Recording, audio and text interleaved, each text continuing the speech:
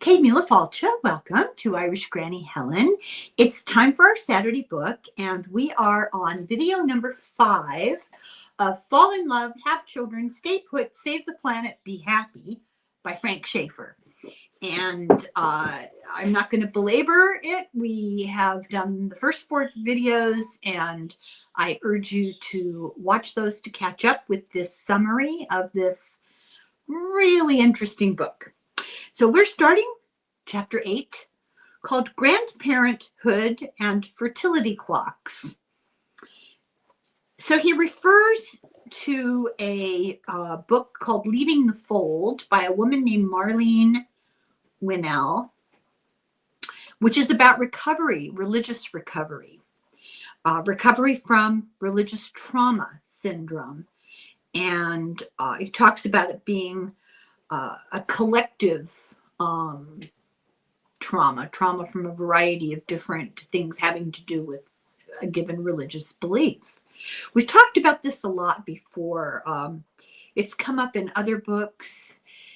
Tia Levings, who wrote A Well-Trained Wife, she was a guest on this channel a while back. We covered her book, A Well-Trained Wife, and it was her escape from fundamentalist tyranny.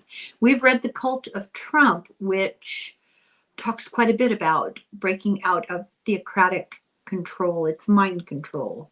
It's all cult control. So Frank says that he was taught a particular worldview, that people are born bad. Now, this is not what he believes. I don't espouse this. This is how he was raised. People are born bad, will always choose sin. As a child, he was taught that people have no goodness inside them, no strength, no wisdom. You have to rely on God for anything of value. You don't learn to rely on yourself. You're taught to think of yourself as dangerous, as a source of sin. Anyone who's different is a threat. Children in this belief system are taught fear of burning in hell. They're taught magical thinking. They're taught a sense of superiority over people who don't belong to their group. And it's very black and white, right and wrong. There's no nuance, and they're very uncomfortable with uncertainty or nuance. They are raised to lack a sense of intrinsic self-worth. Now, we're talking specifically about these really extreme fundamentalist right-wing religions, but I would argue that it's a continuum, and it exists in all religious structures. There's a patriarchal worldview in theocracy in general. God the Father. I rest my case. Just to be clear, you can believe any religion that you choose to follow. It's not about that. It's about how it is put into practice in daily life and how it informs the way you treat other people. That's what we're talking about here. He says these kids that are raised with this have anxiety because they never feel good enough. They never feel they're adequate. They're always trying and never achieving perfection. They're never certain of salvation. They always have that weight over their heads, going to hell. And if you leave one of these religious structures, it's very destabilizing in your whole entire life. It upends your worldview. Your social supports are disrupted. The people that you have been surrounded by are usually also part of this group, and suddenly you're out of the group. That's very threatening on a primal survival level. An ex-believer feels lost in secularism. It's a foreign world to be in a secular society. They also feel guilt. I remember a couple of different times in my life when I took the slow process of breaking away from religious control. I can remember making certain decisions and sort of, waiting for the thunderbolt, almost literally when I was really young. First time I ever swore. This is a funny story. I hit my finger with a hammer. I was about 9, and I went down. And I can just remember freezing and thinking, oh my God, now what? I'm in trouble. You know, it was kind of like, and when nothing happened, I thought, wait a minute. Anyway, people who break away from a religious upbringing feel guilt.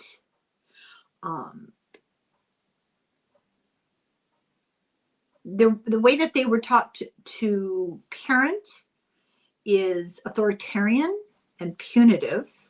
We've covered that horrible story, shiny, happy people, happy, shiny people, about the Duggars and that Goddard guy and his crazed way of raising children. Let me just remind you of blanket training. The children are usually isolated in a closed bubble of family and church.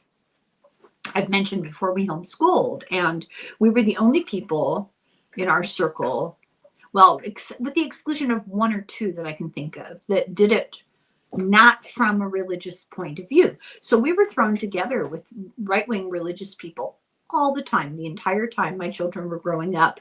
Many of their friends were Christians, and it was a very interesting experience. When they do finally break away, often young people find themselves to be developmentally delayed, like they're 18 years old, but they still have the mentality of a 12-year-old. And it's a real effort to break away. I'll give you an example. There's a show on television. It's hard to watch. It's about a very fundamentalist family. And the children, they have a ton of children, and each child has a different kind of struggle. It's really very interesting. Some of them are still fairly young, but the older ones, very interesting. I recommend this show. It's really a horrendous show. It upsets me greatly all the time, and I don't watch it with enormous regularity. I can only take so much. But it's called Welcome to Plathville. The family is called the Plath family, is their name. I think they have 9 children. You never see their oldest daughter. She's married and out of the house, and her name is never mentioned. You never see her. I don't know what's up with that. But this developmental delay that they talk about here, I think about their oldest son, who's married and divorced, which is terrible. He's in his 20s. Terrible in their eyes. But they blame the former wife.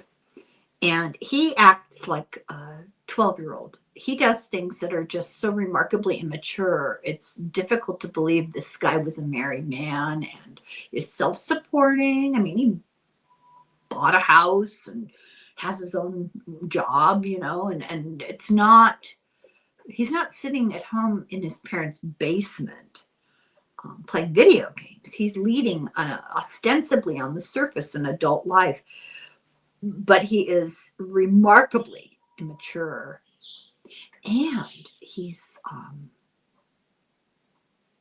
got that toxic male thing that's going on with a lot of young men. I really recommend this show for those reasons, and just the gender politics in it. And it gives you a real sense of how difficult it is to break away from that kind of really, really heavy control.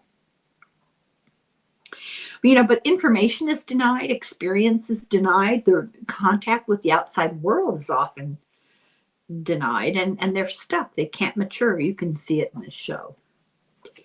And the survivors have to catch up. Frank said Christmas is hard for him. He gets very anti-Christmas, and it's because he's got nostalgia and guilt and just all the feelings all mixed up, and he becomes hard to live with around Christmas time. He says he makes Scrooge look like Mother Teresa. He talks about enjoying long conversations with his son, John, taking his son to work and volunteering to drive him the whole way, not just drive him to the train, but take him all the way into town. And he said it's weird because his son was in the military, was in war, and they never discuss it. He felt like it was off limits. And he kind of makes that connection to kids that just don't communicate, and there's a lack of some topics being shared because of the sensitive emotional implications. He thinks about the kids who joined the military, who signed up because they had no financial option except to join the military, and who still have no money. You know, they come out the other end and there's no support for them. And he just spends a lot of time in this book tying in all these topics, reflecting on them, and they kind of come in and out, they ebb in and out like a tide, you know, and they do all really relate to each other.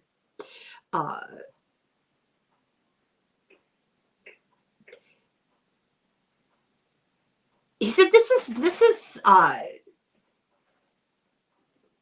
trauma in his life being reflected in his attitude towards Christmas. He says trauma in his son's life, his son doesn't communicate. Trauma in his life, he's all over the place, everybody knows about it. He says joy worried him at Christmas time. He felt like, oh, are we supposed to be having the celebration where we reject the religion part? But he said being a grandparent was healing. He talks a lot about being a grandparent, and it's very healing for him. He said, you know, these days we meaning our society, put off having children for so long that grandparents are too elderly to be fully involved. I can relate to that. I'm not going on any hikes, I'll tell you what. Studies have been done. This is really disheartening for me. Grandparents who babysit for their grandchildren live longer. This lack of the presence of grandparents in kids' lives, it deprives children of that sense of a multi-generational experience. Grandparents are not a part of children's routine. They're the older folks, they are removed somewhat from their grandchildren. He said during the pandemic, it was starkly revealed that we don't care about old people. At first, you know, they thought that only the old were affected, and there was not a sense of urgency to do something right away because it was just the elderly. But then they figured out, oh, that's not true. And then, of course, there's the Republican representative who said, well, enough of this lockdown. We need to get economy back up and rolling. And I'm sure grandparents will be willing to take that ultimate risk and make the sacrifice of their health if it helps the economy. What? Speak for yourself. In Greece, he said they had a very different experience of all of this in 2020. He said mixed generations live together. That's the standard in Greece. And there was a huge effort in 2020 to protect the elderly grandparents. Young people were very willing to engage in any kind of measures that would keep their grandparents healthy. But our country, work is the first, work is primary, and the working years are thought of as career, isolated and primary and focused, and nothing else is equal or matters.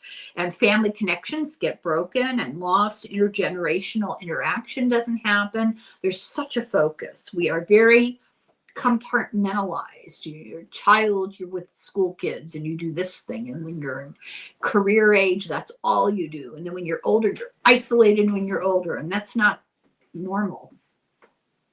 Old people are isolated and therefore they're not missed. People don't even realize kids exist in a kid bubble.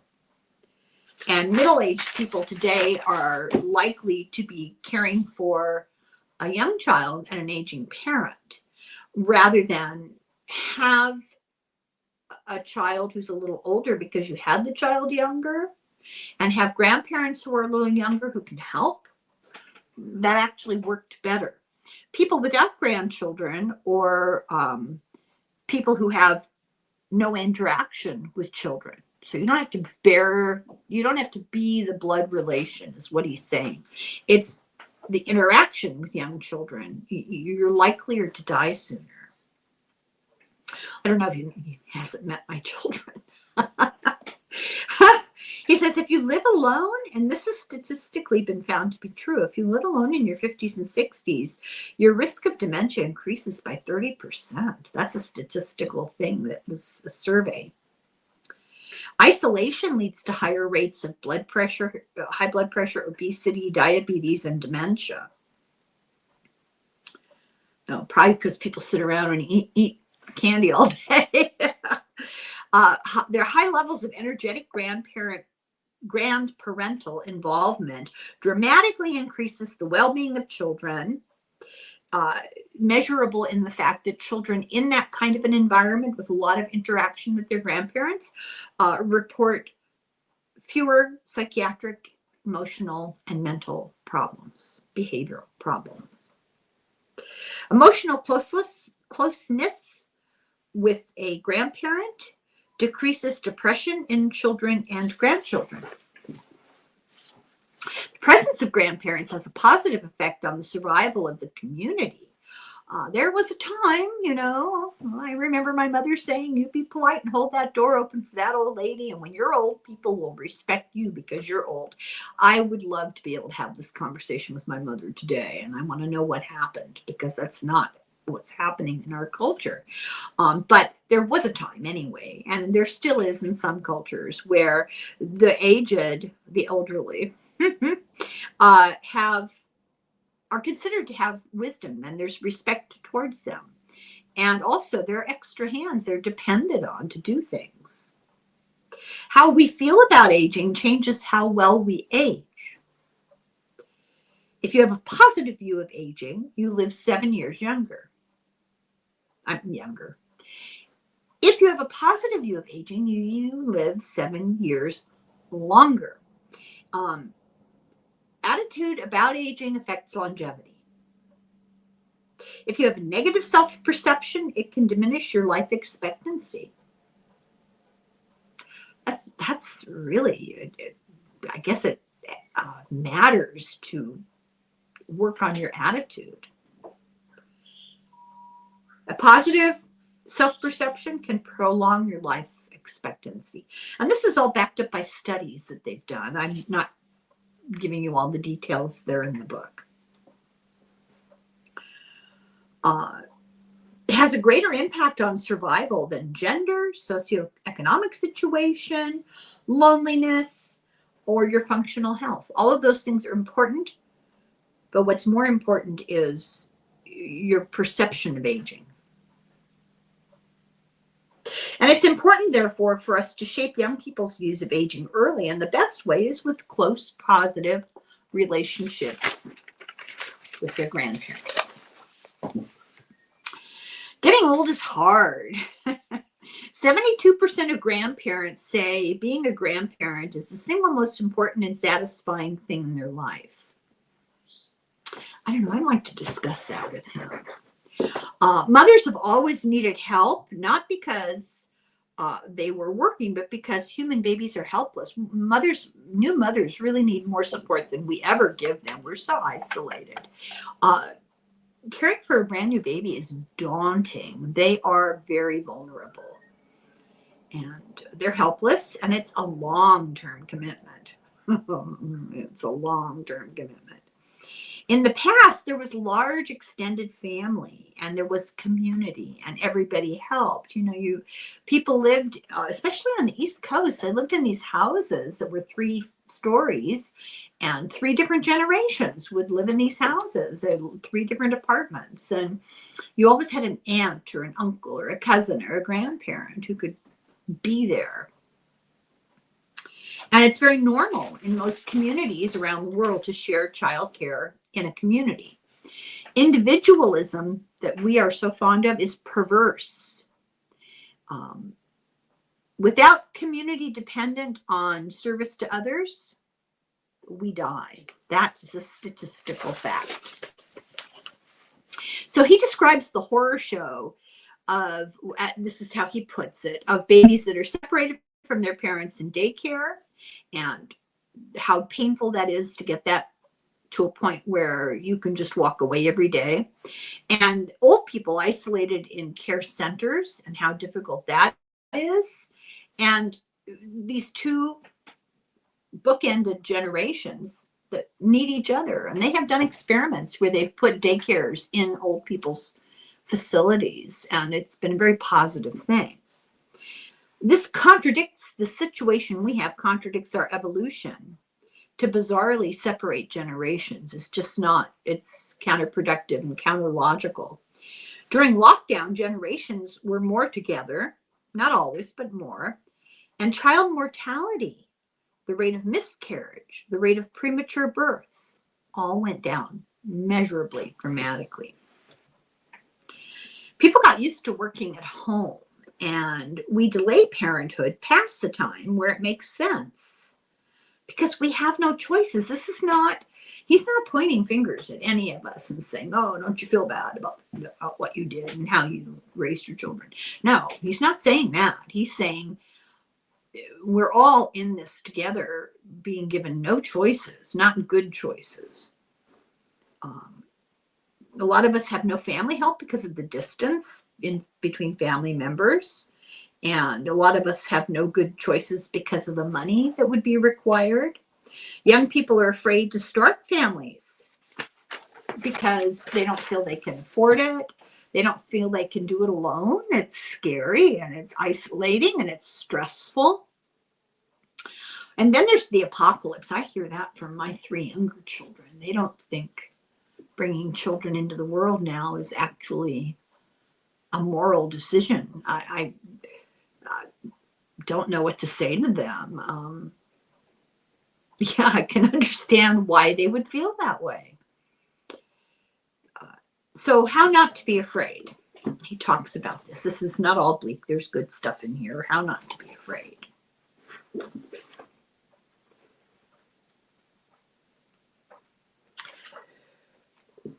Now he took this, and I'm going to just summarize this. He took this from a guy called Gareth Higgins, How Not to Be Afraid, 7 Ways to Live When Everything Seems Terrifying. He starts out saying, maybe it's not as bad as it seems. We're living in the most peaceful time we've ever known. Bad things have always happened. They happened today, they happened yesterday, they happen tomorrow. But, you know, I guess what he's saying here, without saying it exactly this way, is to take these things with a grain of salt, step back and put them in an historical perspective. The real world does not begin with the flashing red strip across the bottom of the screen. It begins in your mind and the story you tell yourself. It's a good way to look at it. He says we need to reject malignant narcissism in favor of community. The first reaction to the pandemic was normal and expected. How to protect the ones we love.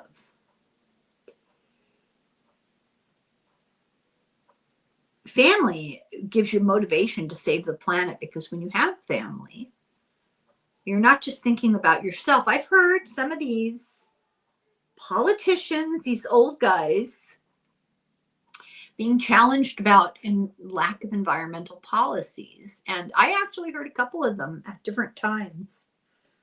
I wish I remembered who. They said something like, well, who cares? I won't be here. Wow.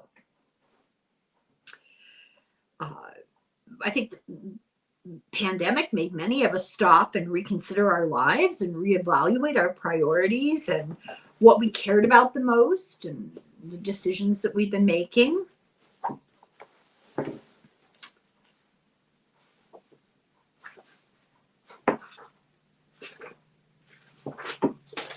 And he says,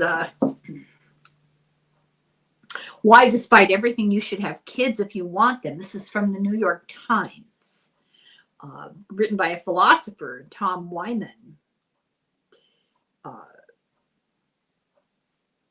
He says, we're so isolated in our little cocoons, and children can really help you not to be isolated because they just are intrinsically, intuitively interactive and communicative. They need connection. And when you raise a child, it's really hard to stay in isolation because, you know, they want to do things. They have to be raised to participate. And it makes other people have a role in your life. You need a babysitter. You need somebody to teach them something. You need somebody to interact with them for a variety of different reasons. And it continues the connection of community to have children.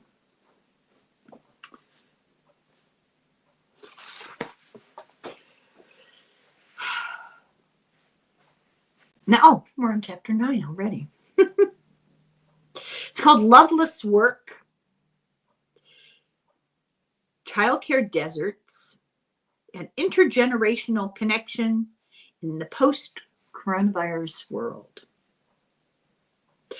Oh, I love this part because he talks about Botticelli, and Botticelli's art is so beautiful. I had the incredible good fortune to see Botticelli's Venus coming out of the half shell, you know, emerging. Humble brag, sorry. At the Uffizi in Italy. And it's a huge painting. You don't know when you look at it. Like everyone says, oh, I was so disappointed when I saw the Mona Lisa in real life because it's this little postage stamp picture. I've never seen it in real life. I've never been to France, sadly. But this painting by Botticelli, the famous one where she's coming up out of the shell, right? It takes up a whole wall of a room. It's gigantic. And I just will never forget, I'm getting chills thinking about it. Coming around the corner, going into this room, and unexpectedly I gasped and went, oh, it is so beautiful and huge. It's illustrations in books, great as they can be, they just don't pay service to these things the way they should. They don't do them justice. Anyway, he uses Botticelli's transition from an expressive, natural art form that he did, like Primavera, he did the Primavera, and how he changed under the toxic influences of religious fanatics. His paintings turned from depictions of love and nature to religious themes devoid of charm. And I put this book down and I went on a hunt to look at Botticelli's paintings. And I guess his early paintings are the ones that I focused on, and I don't think I've paid a whole lot of attention to his later paintings, and the difference is shocking. It is shocking. He goes from these beautiful paintings of people in nature and flowers and animals, and they're vivid and expressive, to these hunched, constrained, dark scenes from the Bible. And just astounding difference in energy. Frank says that Botticelli's devotion to this cult-like sect that he belonged to, he was what was called a piagnone, a mourner. That was the title, a mourner, a weeper. They made him burn a bunch of his paintings. Today's religious right, he goes, they're nothing new. There's been people like that around plenty.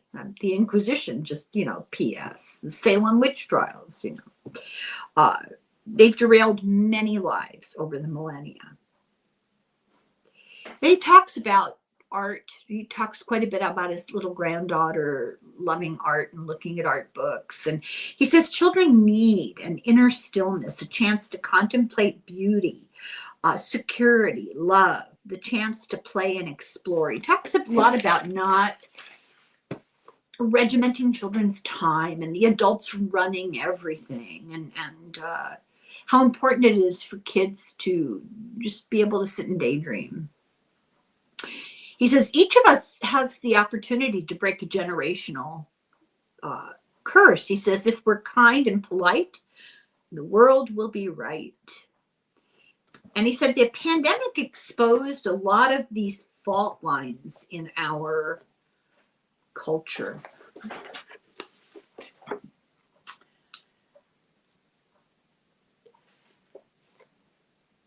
So what are they? What are some of the problems? And this is a little bit of a reiteration, but this is important. I'll summarize it as best I can. No money for childcare, but strong encouragement or creating a necessity for both parents to be working, even when you have tiny children. There's a dissonance. Normalizing having children later and prioritizing money making and career. And then, it interrupts that natural generational interaction because grandparents get too old to deal with grandchildren. The need to chase jobs, move to chase jobs. It cuts ties to a community. And isolating the elderly in senior communities that exclude anybody younger. You can't even have your grandchildren stay over because they have all these rules and regulations. The United States is one of the most geographically mobile countries in the world, and it's because we're rootless and disconnected. A quarter of adults moved in the past 5 years. That just blows my mind. I'm a Taurus. I don't go anywhere. The average American moves 11 times in their life, usually for a job, and it disconnects us from our support systems. It negatively affects our relationships, especially to family. It disconnects family. He said during the pandemic, the administration was all about opening the economy. They weren't worried about individual well-being. They were worried about the economy this, the economy that. He speaks really hopefully in this book about a shift in policy towards pro-family and pro-love, and it's really difficult to read. I really want to talk to him about this in light of present administration, because this book was written in 2021 and it really had some hopeful things to say emerging from the pandemic. He said, we're evolved to expect help from our government. We give them the job of caretaking and then they're not doing it.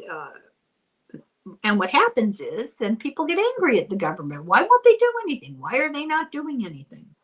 So we are what's called cooperative breeders. We have our young in the context of a community.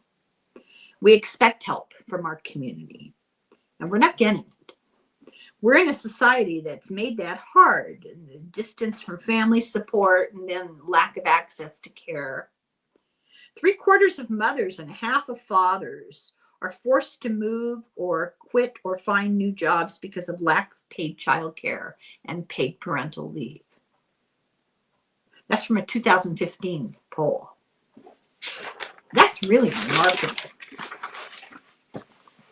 Half of Americans over 22, let me repaste that. Half of Americans in over 22 states live in childcare deserts, and they have no option.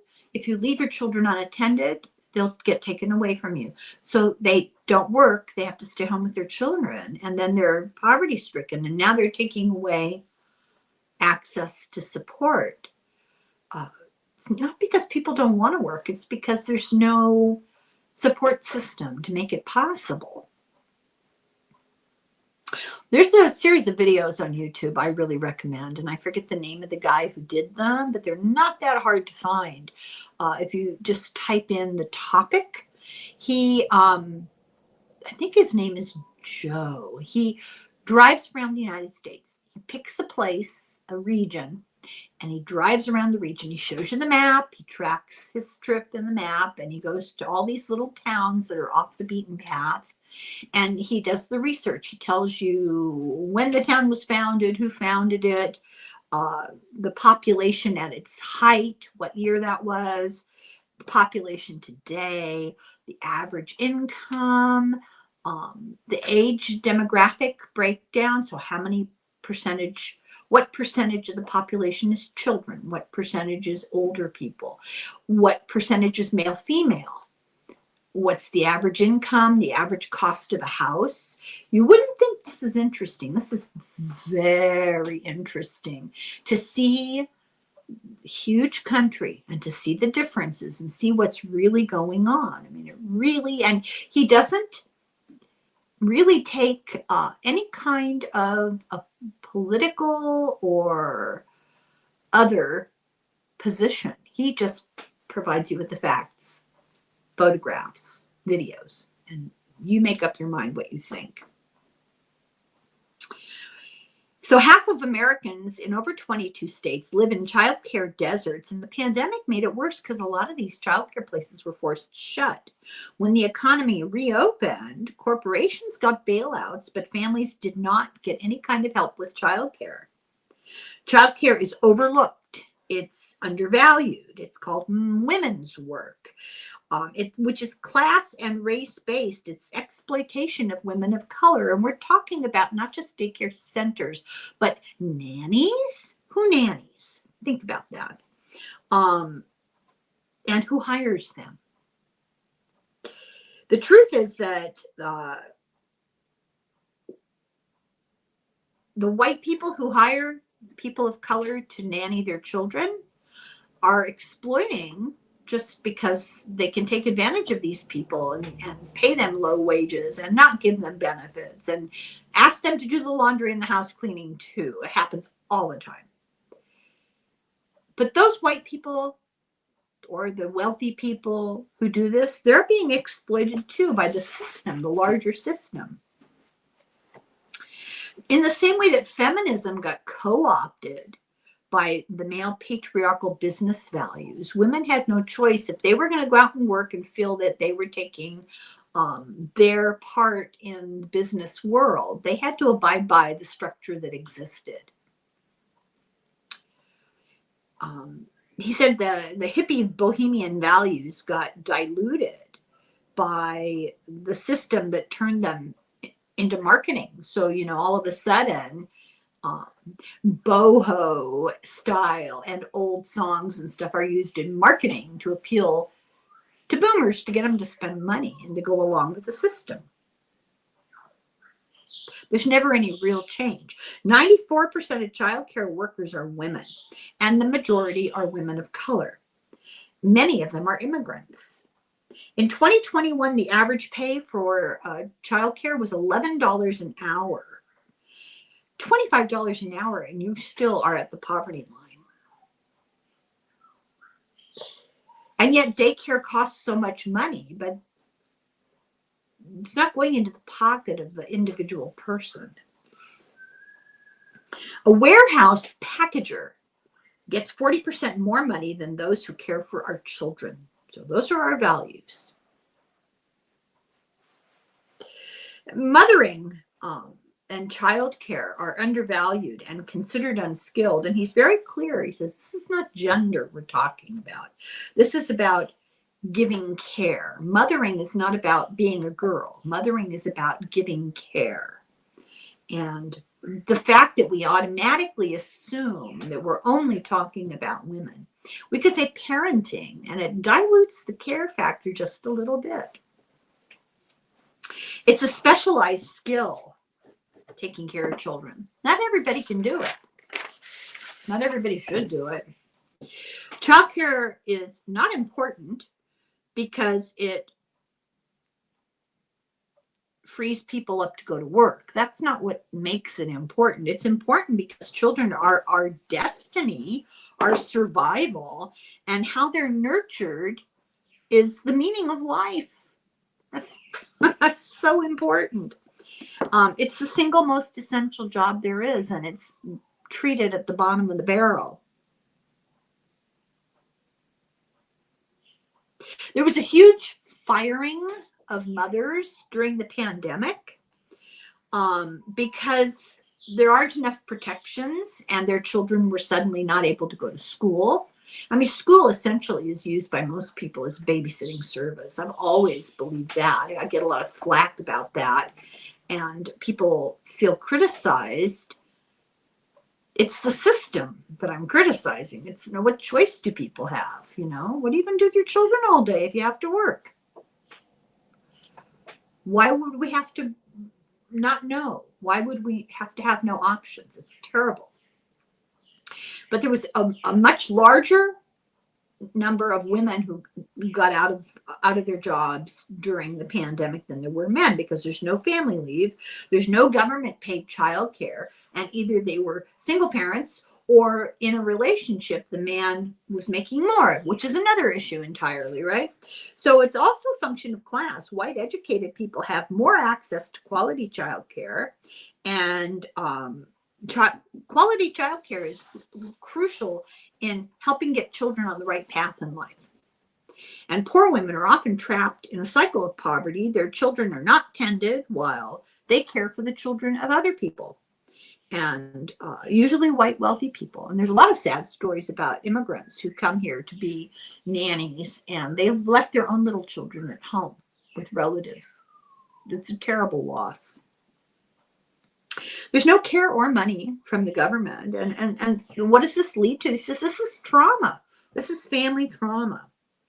He says there's a trend going on now in Italy with young families that are returning to small village life. They're leaving the big cities in droves, and they're returning to small agriculture, skilled trades, and crafts.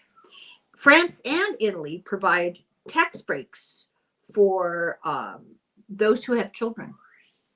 And the birth rates in Italy have fallen below replacement level. In a lot of places in Europe, they've fallen below the replacement level. However, young families have returned to rural living. It's increased by 35%. That's enormous. Many are involved in environmental regenerative farming, and they're establishing small, stable communities in rural areas that have not existed for 3 generations. They're recreating the life of their great-great-grandparents with connection and civic pride and protection of the environment and an aesthetic way of life. He says some things are just beyond price. Europe is trying to go green, and he talks a bit about that struggle. Oh, we're soon to get rid of all of our wind farms. I'm sure you've heard about that. Finland has the best schools in the world. When they evaluate education around the world, Finland came out on top. And I thought what was most interesting about it is the system is very much like homeschooling. I've mentioned this before. Michael Moore made a movie, Who to Invade Next. I think that's the title, something similar to that. And he goes to Finland to steal their educational system. He goes to Italy to take their vacation time. And people in Italy were horrified when they found out how little time off Americans get. They thought he was kidding. They couldn't believe it. In Finland, the schools are set up very similarly to homeschooling, but they take place, you don't do it at home. You go to a place. And he gave an example. He was shown this one kid wanted to learn how to play the guitar. So the teacher said, okay, we'll learn the guitar. We need a guitar. So they learned how to make a guitar. They learned the physics of sound, and they learned the mathematics involved in constructing it. They did the hands-on. They learned about the kinds of wood. They learned how to make the strings. I mean, science and art and mathematics all in one thing. And then when they had a guitar, then they took music, and they had a pride in this instrument. They took care of it. And it's just a real interesting story. That's the way that educational system works. They realized in the 1940s that only 10% of the population even had a high school education, and their life expectancy and their quality of life was low. And they changed that by improving education and quality of life. They now have the best schools in the world. They have the 6th lowest infant mortality. They have extremely high longevity. Their public schools are federally funded. They don't get paid for by local taxes, by local property taxes, which guarantees if you live in a poor area, you have poor schools, you have a poor future. Competence is the goal. It's about what do the students do well, what are they interested in, and the goal as they get older is to help them to see their strengths. Being a teacher is a very high prestige in Finland, and they get the best training. They get the spots in the high quality universities. Humans are their most valuable resource. And we talked about it earlier in the book, that their goal in their politics, their political system is, how do we provide a system in which people are financially secure for everybody? That's their goal. Because if they can do that, they know that satisfaction and innovation and progress will come from that. They have no student debt. Education is free. At any age, if you're my age and you suddenly decide you wanted to go back to school, I actually was looking into that. I thought, oh, it might be really fun to go back to school. And there's no way in the world I could afford to go back to school. Just not ever. It's just really sad. Paid family leave is mandatory when you have children. In the United States, he says, yeah, that's what's going on in Finland. Meanwhile, back in the United States, they're talking about getting guns for all the teachers. And the teachers have to buy their own school supplies. My sister-in-law was a teacher, and at the beginning of the school year, she was buying crayons and markers and paper and scissors. I mean, she was out of her own pocket. The quality of the school you go to depends on your zip code. And they've got cops in the school. They're handcuffing 8-year-olds, you know. Teachers are trying to deal with the damage of disintegrating families, all the social, it's a web. You can't separate one thing from the other. In Finland, he said students are not competing with each other and they can focus on learning. His daughter went to school there. Her husband was from Finland, and he talked to a lot of the older students, and they said, I don't know what you're doing over there in the United States, but we're not at each other's throats here. We're here to learn. We're not here to compete with each other. He talks about Malaguzzi, which is an Italian Reggio Emilio educational philosophy. Now, I didn't look this up. I'm thinking of Maria Montessori, you know, and her philosophy. They don't believe in trying to mold a child. They believe in providing an opportunity for a safe and loving space to learn. One thing good young kids are good at is learning, but he maintains, and this system in Italy maintains, that the best childcare is relatives and the community. Malaguzzi says that they provide childcare centers, and they are screen free. International communities have these international places. They have intentional communities. So, for example, Mexico, the orphans that were getting tossed into orphanages, they changed the system in some places, not everywhere, but they changed the system. And they set up small family groups with adults taking care of the children, and they live like they're a family. These people are getting paid, but they provide a feeling of parental presence and nurturing for the children. He talks about a guy called Gareth Higgins in Asheville, North Carolina. This community, I decided not to take notes on the community because it was really in depth and really long. But think about think of a hippie community where people were a bit less ethereal, a little more grounded in reality, uh, with a shared desire for nurturing and for community. They have communal facilities like communal kitchen, communal dining room, laundry, all that kind of thing. And then everybody has his or her own family residence. But the whole baseline is empathy and nurturing, and it's rooted in mutual care and support. And we need to stop moving around constantly for money and put roots down and try to get to know the people around us. And not be separating generations, but connecting all ages, related or not. It's about choices. He said we need to set aside patriarchal individual striving, instead have community and sharing and empathy. In an ideal world. Chapter 10, we can change. He talks about his neighbors in Switzerland when he was a child who had no children, but who introduced him to Botticelli and a love for that period of art. He said, you don't have to have children to be present for children in their lives. He talks about the epigenetics of Jane in his life that were passed on to his grandchildren. Jane was this old neighbor who gave him a love for art. And he says he absorbed that as a child. It affected him, and he passed it on. His granddaughter is just into it.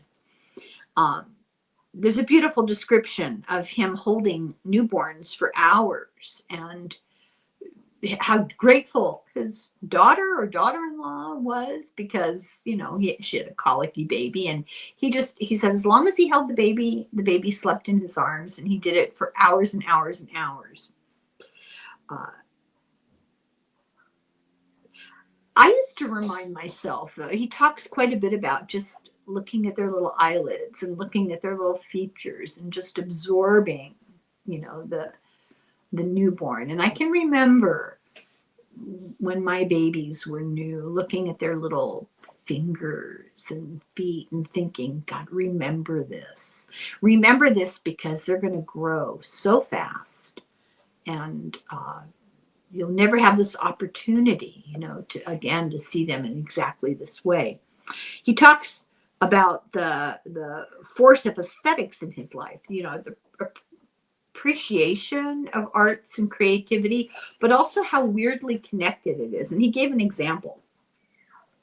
He said, because of the album Abbey Road, he got together with his wife, Jeannie. They were teenagers. She was a hippie. She was backpacking. She stopped at the family mission in Switzerland just as a pit stop, like an inn where they put people up, hoping to convert them. He thought, oh, you know, she's really cute, and noticed that she had Abbey Road, and they started to talk about it. And well, you know what happened. And they ended up having children and their grandchildren, and one of their granddaughters' names is Lucy. And he said, you know, he was reflecting that the name Lucy is what do I call it? Not species, but the primate that they dug up, the mother of the human race, that was found in Ethiopia in 1974. And while they were digging it up, somebody told him this, who was there at the time. Lucy in the Sky with Diamonds was playing, and that's why they named her, these bones, Lucy. Which brings us full circle to Abbey Road and his meeting his wife. He said Lucy is called by the Ethiopians, is called Dinkanish, which in Amharic, which is their language, means you are marvelous. He talks about Mozart and his granddaughter's love for Mozart. He says he gives advice for having a happy life. He says, if you want to be happy, always pay the maximum wage. Give the most you can possibly afford if you hire anybody. let me see here. I have question marks here, so I'm not sure what my question was.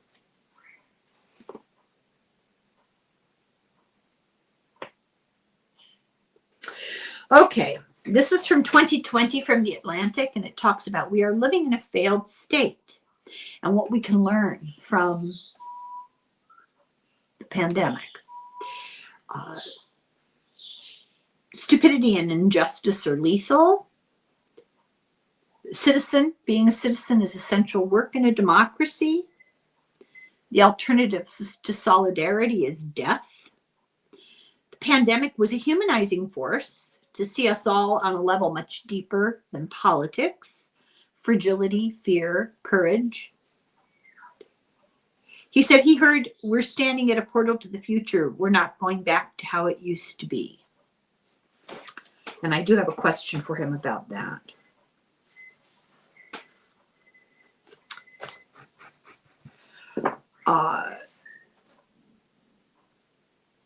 So we've evolved love and care. It's difficult to talk about the end of this book in light of present circumstance. And I really want to take the opportunity to talk to him about this.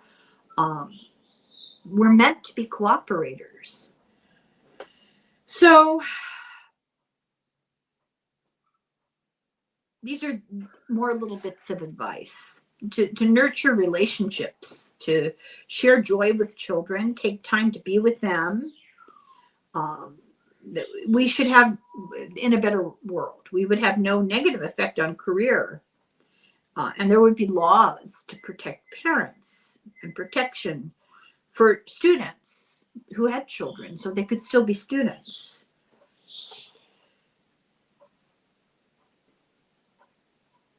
And more of us would opt for choices that made biological sense and not just career sense, that we could embrace and include the importance of those who chose not to give birth, but have a vital role to play with us.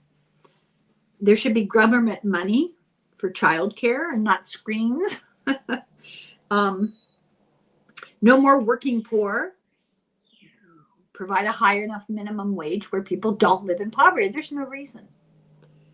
No billionaires. Share the wealth. All corporations should pay taxes. In 2018, 91 Fortune 500 companies paid zero tax. Get money out of politics. Get money out of global tax shelters and that whole thing. Free medical care for everybody. Government assistance, not for big agra, but for organic regenerative agriculture. Social Security funding for parents of small children. Full option to stay home with your children, no matter what your profession is, without interrupting your career. So if you are a resident doctor, student doctor, and you have a baby, you should have full freedom to go home and be with that baby if you want, or have access to decent care and be able to go back to your residency, no questions asked. Sex education should prioritize relationships, kindness, and consent. He says, he's not saying don't teach them the mechanics. That's not what he's saying. He's saying add to it. And these are the things that we neglect to talk about enough.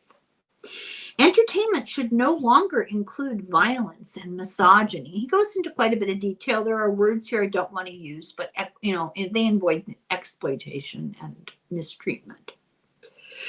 Media facilitating the spread of that kind of content, using their search engines to do that, should be held responsible and should be shut down. He says the top executives should go to jail. Schools should encourage bonding to succeed over encouraging money to succeed. And bonding in all its iterations, just interaction, human interaction. There should be support for single parents. Single parenthood should not be a sure route to poverty. It would be nice if grandparents could be younger, and then not Lauren Boebert younger, but younger. Oh, I even wrote that down, but not like Lauren Boebert. Community should be a priority. There should be money for help with fertility. People need to move less often, put down roots. We need to encourage the importance of childlike wonder.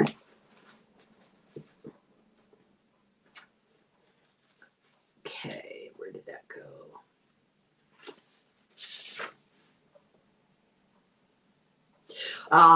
This is from a Roman poet. Titus Lucretius Carus, the Roman poet and philosopher.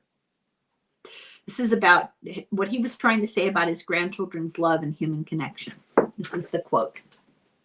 Thus the sum of things is ever being renewed, and mortals live dependent one upon another.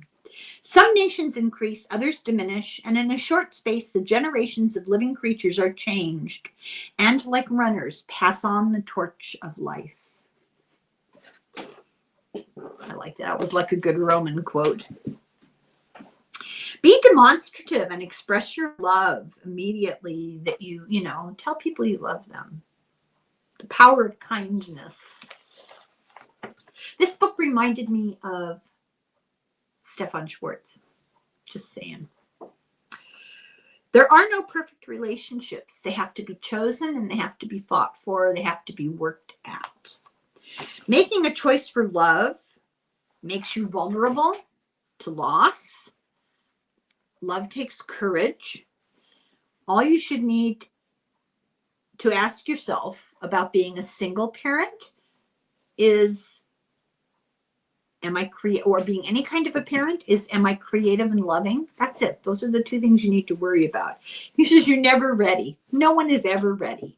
But are you creative and are you loving? Those are the two things that matter.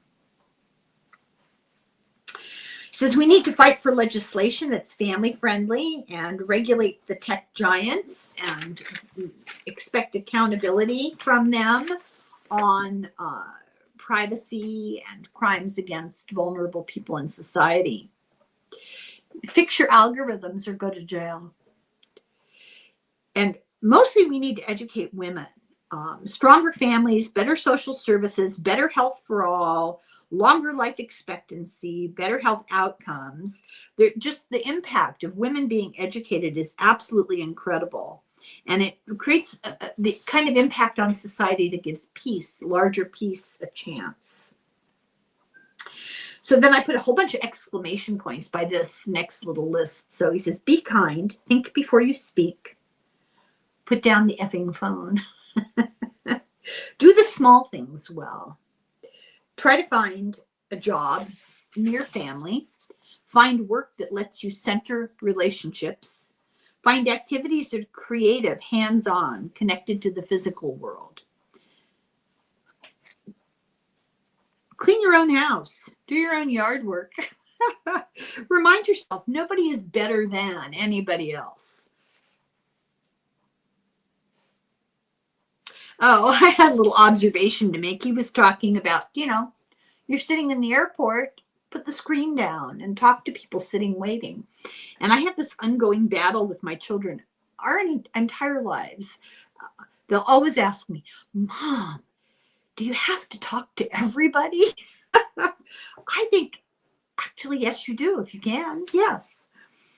Give kids chores. This is really important. Not as a punitive thing, but being raised to be entitled, that someone's going to wait on you hand and foot. He says it's a curse. Teach them responsibility, and it gives them a sense of agency, of ability, self-confidence. He says you can't change others, but you can change yourself to commit to love and to give up the malignant ego. Understand that divorce won't fix you. Not saying don't get divorced if you need to, but just know that that's step number one. It won't fix you. What we do for a living is not as important as who we are and how we treat others. Wealth is a curse. I don't know. I'd like to be a little cursed. Wealth is a curse. Working to be rich is a squalid and disappointing life goal, and so is wanting to be famous. Say I love you as often as possible, and if you think of something nice to say it right now. Play matchmaker. I like that one. Be serious and kind. Oh, I'm sorry, it's not serious. Learn to read your own handwriting. That's a really important rule. Be generous and kind to employees if you have them. Make a home. Don't just, rent an apartment. Make your apartment your home. Make your home, wherever you're living, make it as home-like as possible. Pay for the person in front of you at line who doesn't have enough money on them, and it will pay you back 1,000,000 times in the week. Know where your food comes from. I think I mentioned earlier teenagers who don't know that things like corn grow in the garden, and they thought they came in a can or something. I don't know. Walk your dog, you'll meet people. Watch out for sick friends. I really was touched by this because we've had some sickness in the house in the past week or so. And my neighbors have been called every day. Can we run errands? Can we help you? I mean, I was just so touched by that. And I think that's the kind of community you want to try to nurture. And we're not all up in each other's business all the time. It's not like that. Tip the hotel maid. I was once a hotel maid. Tip the hotel maid. Talk to people on the elevator. Thank delivery people. And then he says, follow the 8 by 8 by 8 rule. 8 hours of work, 8 hours of leisure, and 8 hours of sleep.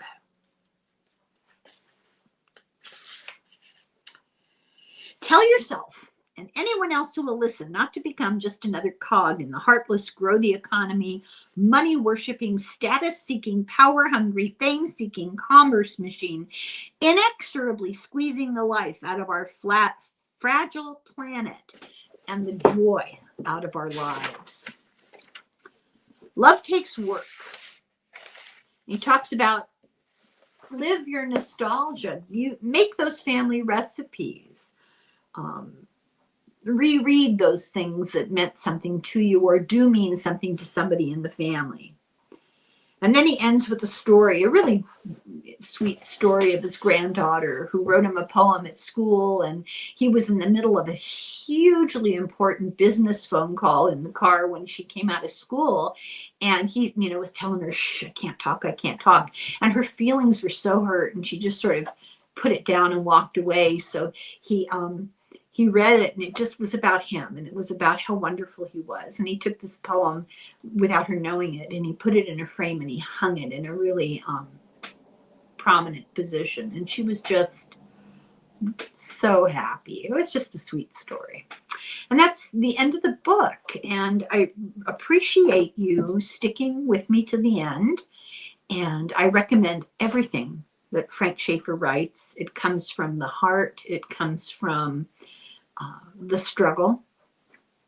A lovely person. I hope you watch the video that I'm making here tomorrow morning. All things being equal. And thank you so much. Thank you all for joining me and for watching and listening to this really beautiful book.